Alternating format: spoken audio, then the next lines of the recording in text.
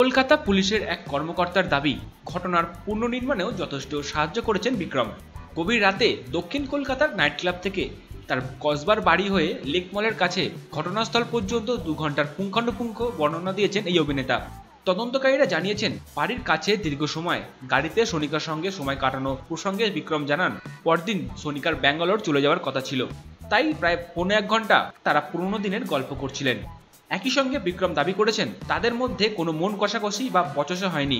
তিনি ঠিক করেছিলেন রাসবিহারী, হাজরা, গোপালনগর, আলিপুর হয়ে ওয়াটগঞ্জে সোনিকাকে তার বাড়িতে পৌঁছে দেবেন।